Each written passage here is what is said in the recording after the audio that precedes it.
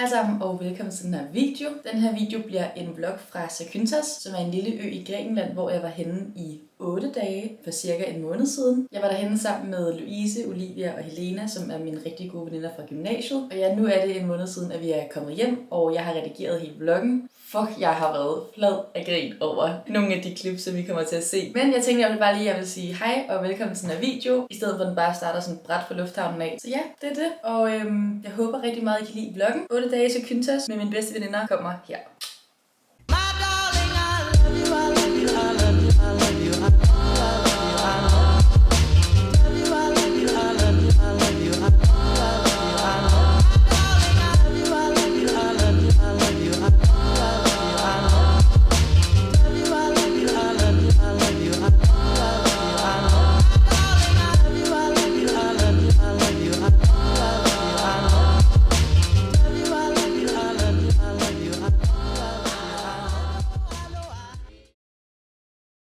Så har jeg fundet pigerne, og Helena hun kommer direkte fra Musik i Lejet, hvor hun har været frivillig. Hun har lavet en døgner nu, så det må man skulle give hende, Helena Build. Kan vi få en lille bitte status? Vi har det skidt. Nu går der om 20 minutter. Vi er en, der er overtræt, en, der er fuld, en, der er syg, og så har vi the mom.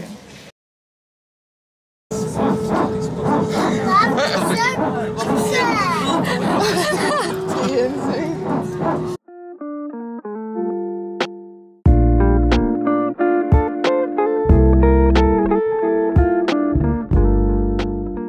Så er vi lige ankommet til vores hotelværelse. Det her det er simpelthen cribble. Der skal mig Lou sove. Derovre der skal Ollie og Helena sove. Og nu skal vi ud og sole, så det bliver virkelig dejligt.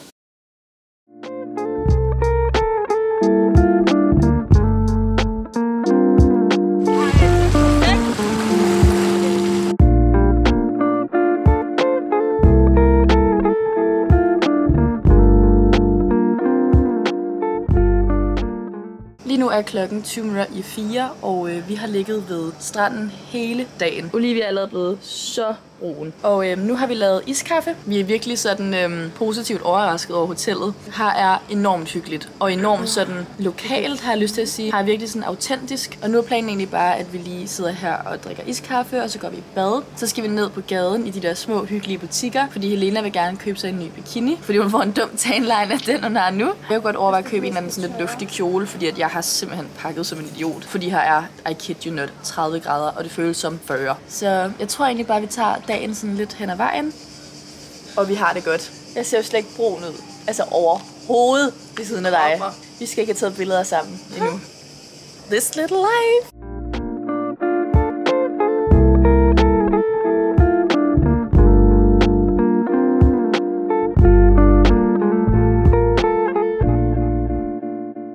Der er simpelthen nogen, der har glemt at logge ud af deres Netflix.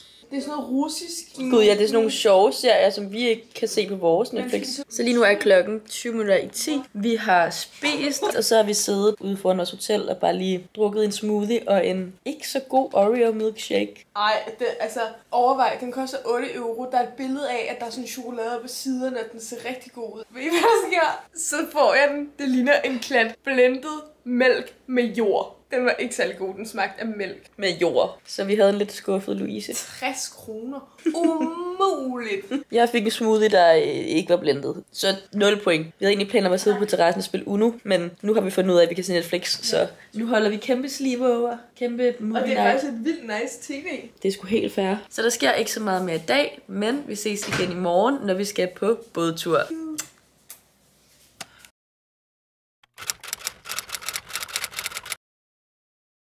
Godmorgen, Pia. Godmorgen. Tillykke til lillesøster. Min lillesøster, hun har fødselsdag i dag, for i dag er det tirsdag den 23. juli. Tillykke, Anna. Ja, 19 år. Er det crazy? Vi er lige stået op, og nu er vi på vej ned til en morgenmadsrestaurant, som ligger lige ved siden af vores hotel. Vi kiggede på deres menukort i går og kunne se, at man kunne få sådan pocheret æg og eggs benedict og sådan nogle lækre sager. Så det er der, vi er på vej ned nu.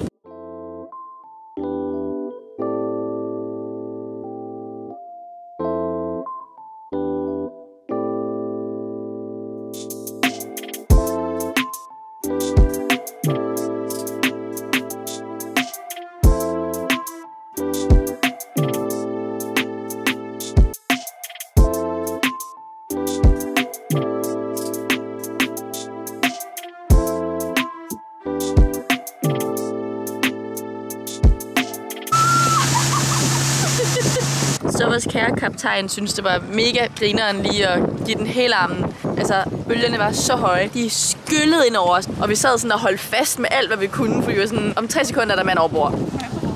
Så tæt på.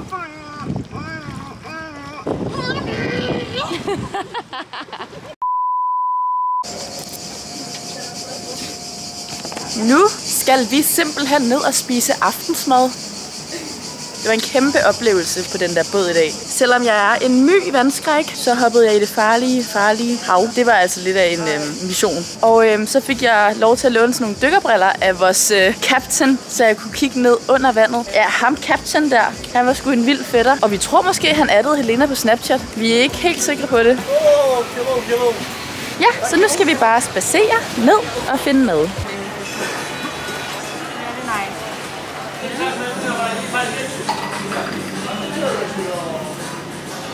Min yndlingsdrink.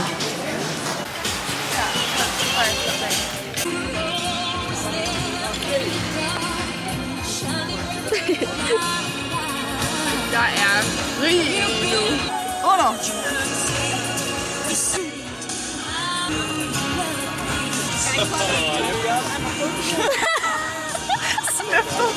Den der lige var der. Jo, It's not a game anymore. It's war. nej. 3. pladsen. Jeg har aldrig tabt. Gjort det længe, det glem nu. Fuck industrien, hvad kan du gøre det til gaden og ghetto? Så er vi lige kommet tilbage til vores hotelværelse, og vi er i gang i en lille bitte sangkonkurrence her. Hvordan startede den der sangkonkurrence egentlig? Helena sagde, ej prøv lige at høre, jeg kan godt synge. Kærligheden kan der er for meget larm, kan jeg ikke høre dig. Ser dig for mig, selvom jeg ikke kender dit navn. Fuck, det lød godt. Jeg kalder på dig. Det var fandme godt, Pia. Jeg synes faktisk ikke, det var helt skidt. Så nu vil vi egentlig bare finde en film og se den og hygge. Så der sker ikke så meget mere i dag, og vi ses bare igen i morgen. Hej hej!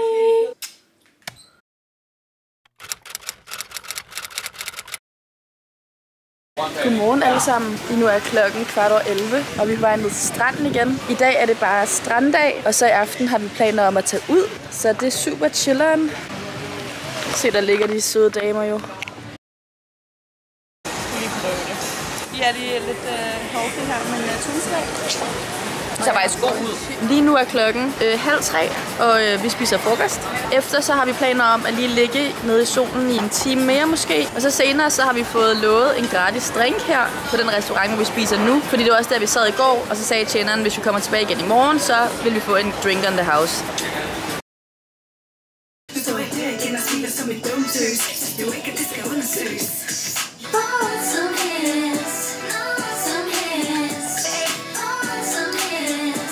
Så har vi gjort os ready. Så top fra Monkey, nederdel Naked og klipklapper. Trøje fra H&M, nederdel fra Zara, taske fra Mango. Sko anonyme. Anonyme. Det matcher sgu da faktisk tasken egentlig. Det er 10 outfit, det der. Vi ses på restaurant. Ja, like den her video, hvis Bill skal begynde at vlogge. Du kunne være den sjoveste vlogger. Jeg vil glemme halvdelen af tiden af vlog. Ja, men det vil være fantastisk content. Måske. En dag i Hulles liv. Der er fart over feltet, ikke?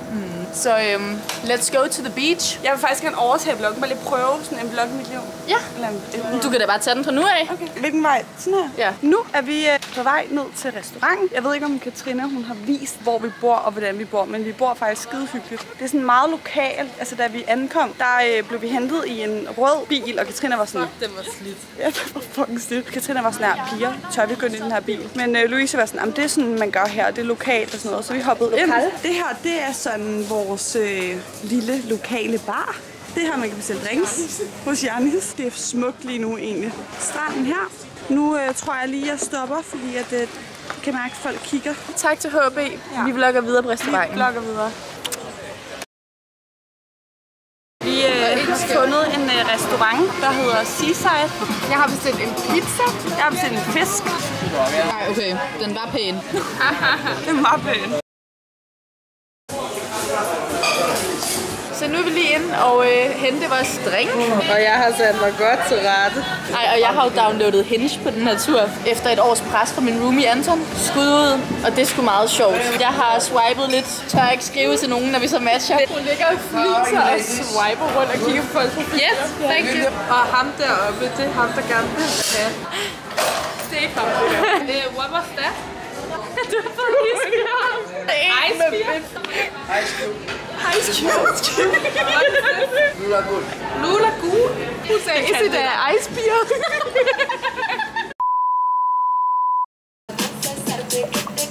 Så er der Scupri på terrassen, og vi laver en TikTok lige nu på Lyses mobil. Sådan en giver telefonen videre til. Så det bliver meget spændende at høre, hvad folk har sagt om hinanden. Ja, jeg er bange. Jeg er bange. Så sender vi Helena afsted. Nej, det gælder. Yeah. Jeg har altså taget noget på den her. Ja. 1, 2, 1, 2, 3.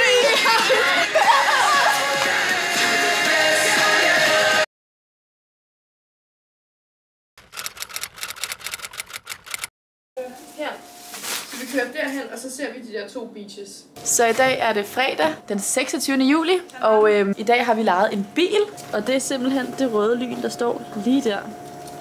Jeg vloggede ikke i går, fordi at det var bare en sådan helt almindelig stranddag, og der skete ikke rigtig noget sådan specielt, der ikke er sket andre dage. Jeg tænkte, at i dag var en hyggelig dag at fortsætte vloggen på igen. Vores plan er at køre til 2 forskellige strande. Først en, der hedder Daphnia Beach, og så en, der hedder Banana Beach. Så bruger vi sådan hele dagen på de her 2 strande, og så kører vi hjem igen og gør os klar, og så kører vi ind til Zakynthos Town, fordi vi bor i noget, der hedder Laganas, som er sådan lidt feststedet, hvilket vi ikke vidste, da vi bookede. Men Zakynthos Town er vist sådan virkelig hyggeligt, og er sådan den rigtige by. Så der tager vi ind senere, kigger lidt i butikker og finder et sted at spise aftensmad. Og så skal I høre, så har vi fået anbefalet en bar, der hedder Barrage, ikke?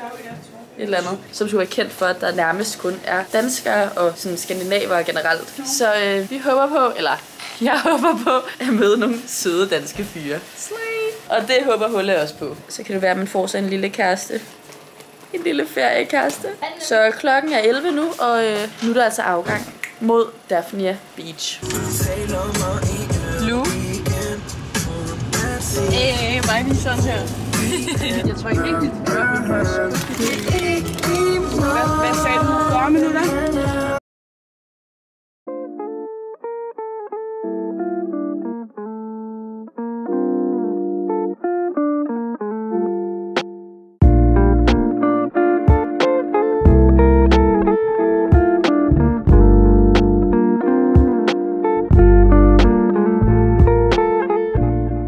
Så lige nu er klokken 6:30, og vi har været på den der Banana Beach hele dagen. Planen var rigtig, at vi ville tage hen til 2 forskellige strande, men vi synes, det blev lidt for presset sådan tidsmæssigt, og vi har også lavet bilen til i morgen, så i morgen tager vi hen på den anden strand. Så det har været en hyggelig dag. Jeg har ikke fået filmet så meget, fordi at det er lidt begrænset, sådan, hvad der er at filme, når man bare ligger og soler og bader. Og nu er vi simpelthen ved at gøre os klar. Jeg vil lige vise jer mit outfit. Det er vores bil. Den her top var den, jeg købte vintage i min sidste vlog. Shorts fra H&M. Og så købte jeg det her virkelig cute lille armbånd i en lille bitte butik i går. Og jeg købte også den her, den her ankelkæde, som jeg synes er virkelig smuk. Det tror jeg ikke, jeg tager den på. Nej, men bare tage den på. Jeg skal nok det er Myrnas vlog. Du er top. Hej. Ja, vi skal også have taget lidt content af Helena, vores model. Model for en dag, du. Hun har hyret som model til Duo Instagram. Duo drip. Så er der photoshoot. Og så kan hun ikke helt passe nederdelen. Så der kommer en lille klemme i. Kan det? Ja, ja.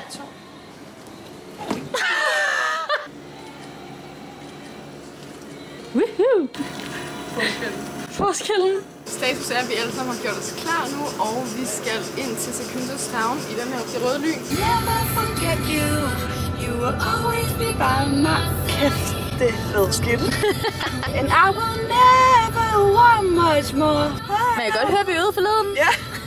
Dit bedste, du overhovedet kan. I will never forget you. From the day that I will never. And in my heart I will always be sure. Tak. Ja, vi siger tak for i dag. 10 point. 20-10. Ja. Helt ærligt. I forhold til den første dag. Så har du måske opgraderet dig med 1 point. Så nu er vi på 5. Ej, okay. Ej, 7. Skriv i kommentarerne. Ja. Så skal man sgu til at spise igen. Skal vi se en dyre dame? Den får lidt prosecco. Okay, jeg er en lidt dårlig blogger lige nu. Jeg glemte at filme vores mad. Men det var fucking lækkert. Der blev mørkt sådan inden for et kvarter. Når solen først går ned her, så går det lynhurtigt.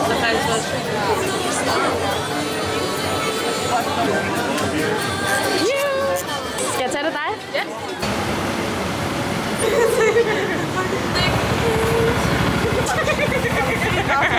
Jeg laver interview. 5 spørgsmål med Louise. Hvad var din største drøm at blive, når du blev stor? Forfatter og tøjdesigner. Hvis du skulle bo et andet sted end København, hvor skulle du så være henne? Det ved jeg godt nok ikke. Jeg tror, hvis jeg ikke boede i København, så ville jeg bo i Amsterdam. Ja, nej, jeg ved det. Paris. Ja. Paris. Hvis du fik en dreng og en pige, hvad skulle de så hedde? Jeg kan ikke sige drengenavnet. Det er en intern joke, men det kan godt være, at den er lidt ægte. Frans med Z. Og hvis det er en pige, så Luca med 2 C'er. Det er også cute. Enig. 5 spørgsmål til Katrine Maria. Hvad var dit yndlingsfag på gym? Yndlingsfag? Jeg kunne faktisk virkelig godt lide dansk, because I was good at it. Hun fik 12, jeg fik 4. Claus. Jeg savner Claus. Claus. Hvad bliver du kaldt af venner og sådan noget? Kat. Katten. Det er der virkelig mange, der kalder mig efterhånden. Katten. Det er helt vildt. Myrna. Mena. Katten, Myrna og Mena. Hvem kalder dig Myrna? Det er Louise. The founder of Myrna. Og hvordan det skete? Ja, jeg kom i skole en dag, og så kigger hun dybt seriøst på mig og siger, du er sådan en rigtig Myrna. Så jeg sådan, nej. Så sagde jeg, det skal du ikke kalde mig. Og gæt, hvad jeg har heddet lige siden.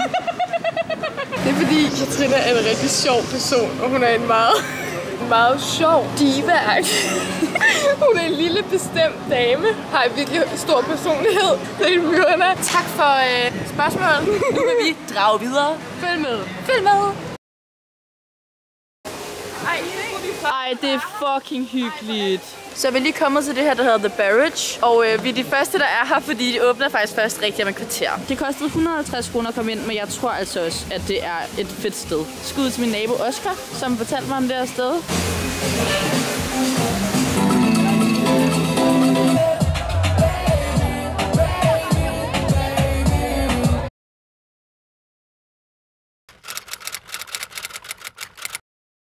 Godmorgen alle sammen. I dag er det søndag den 28. juli, og klokken den er 11:01. Og i dag er vores sidste sådan hele dag her på Zakynthos. Jeg vloggede faktisk ikke i går, hvilket var lidt fjollet, fordi at vi var ude på en virkelig smuk og sådan lokal strand. Men jeg glemte mit kamera, da vi tog afsted, så det var lidt svært at vlogge i går. Men nu vlogger jeg den sidste dag, som vi har. Og pigerne de er lige gået ned for at lægge sig på vores vante liggestole. Det er bare mig, der er lidt langsom med sådan lige at komme ud af fjerne, kan jeg godt mærke. Så jeg tænker egentlig bare at gå ned til dem her nu. Vi skal egentlig bare ligge i sol hele dagen, og så senere har vi bestilt bord på en restaurant, hvor der kommer et ildshow. Så det glæder vi os virkelig meget til at se. Man har sgu fået lidt farve.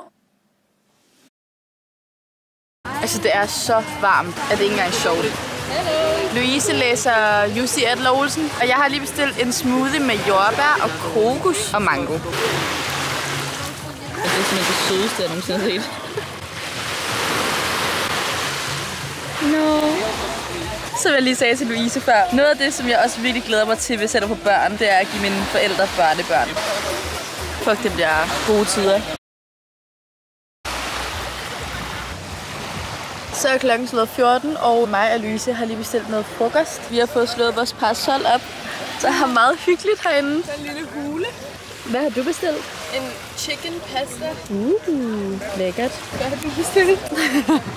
Kartoffelmos med tomat. So weird, I know. Jeg elsker virkelig bare kartoffelmos. Og så synes jeg også nogle gange, at sådan mad kan blive lidt tungt, når det er så varmt, som her er. Så det er lidt let og lækkert med kartoffelmos. Så. Ej, det ser også lækkert ud.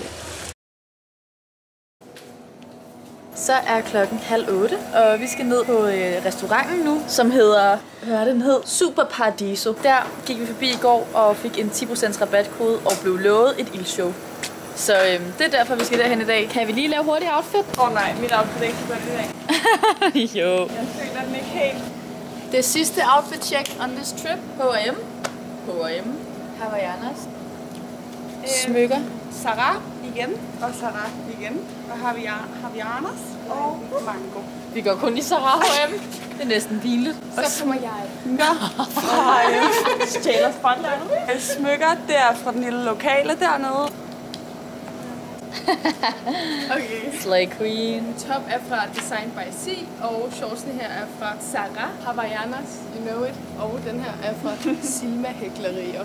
Sidste aften Ja, sidste har været aften. en virkelig god tur.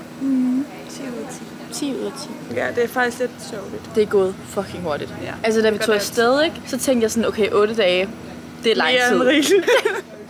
Ej, men jeg tænkte sådan, 8 dage er ret lang tid, men det er seriøst gået så hurtigt. Og det siger man altid, men seriøst, det er det er meget. ekstremt det her. Jeg føler ikke, at det er specifikt en uge siden, jeg filmede klippene i lufthavnen, hvor du kom direkte fra Tisvilde. Nej, det var ikke kunstigt. Skal vi ned og tjekke det ildshow ud, eller hvad? Der er faktisk et høje forventninger. Jeg tror, jeg bliver bange på deres vegne. Ej, hvis det er sådan en mand, der sluger ild og sådan noget, så er den, der er hoppet. med fakta. Så kører de rundt. Imagine, det gik galt. Jeg ved, om det egentlig er sket før, eller håret er brændt af, eller ikke. Jeg ved, sådan, fuck, man vil bare sidde med ondt i maven på deres vegne. Ja, jeg ville skulle blive lidt ydmyg på deres vegne, så hvis håret lige fuldt af der. Extensionsne. Det klipper vi ud. Nå, piger. Det var vores kald til at gå. Nu er jeg sur. Jeg går nu. Du står rigtig der og spiller smart i baggrunden. Lidt nuttet. Jeg føler, det er lidt hyggeligt at gå og vlogge. Man får bare lidt ondt i armen, gør det ikke det? Jo, og skal vi lige se sidste gang, hvor smukke syn. Ja. Vores meget hyggelige og flotte hotel. Nu går jeg lige over til vores kære venner. Nu vinker han. Will you be on a YouTube video? This is our favorite restaurant. Og så hvor brun min hånd er blevet. Nu er de efter den. Jeg har taget Uno med. Ja, jeg tæsker dem alle sammen hver gang. Og myrerne. Ej, så brødrene. Sgu lækkert.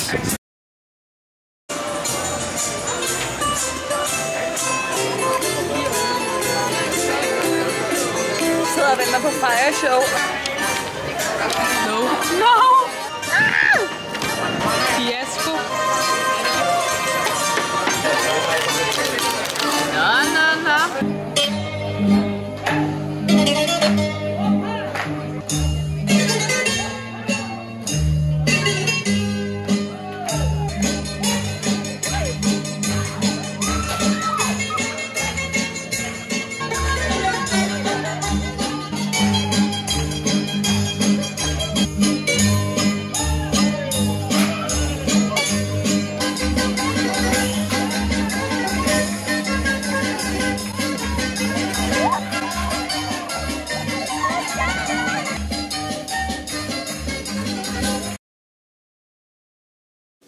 Så nu er vi lige kommet tilbage på værelset efter et ret vildt ildshow. Fandme ikke, hvad vi havde forventet, det ville være. Vi havde jo troet, der var sådan nogle mænd, der ville gå rundt med sådan nogle flammekaster. Ja, et ildshow, hvad alle tror, et ildshow er. Men jeg synes, det var ret fedt, fordi det er totalt lokalt. Det er en familierestaurant. Så kommer bedstemoren med en fuld stak tallerkener. Ja, jeg fik det faktisk på video. Ja, meget lokalt og loyalt familieshow. Lidt improviseret, tror jeg, men vi køber det. Meget improviseret. Hvem har hyret hende, de gamle? Det er så ikke meningen. Det var deres. Så ja, det har været en mega hyggelig dag, og generelt bare en virkelig hyggelig ferie. Meget. Altså, Vi har lige en til nat, der kan det også ske meget. right? Virkelig korrekt. Four girls on vacation gone sexual.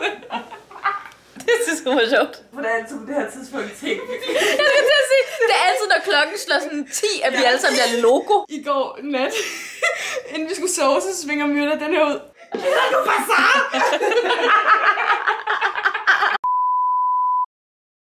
Vi har lige fundet ud af, at Kvinden i buret er kommet på Netflix. Og det er tilfældigvis den bog, som Lue læser her på turen. Så den vil vi se nu. Og så vil jeg egentlig bare sige tusind tak for, at jeg har set med i den her video. Det betyder virkelig meget for mig. Så vi ses igen meget snart i mine kommende videoer. Hej!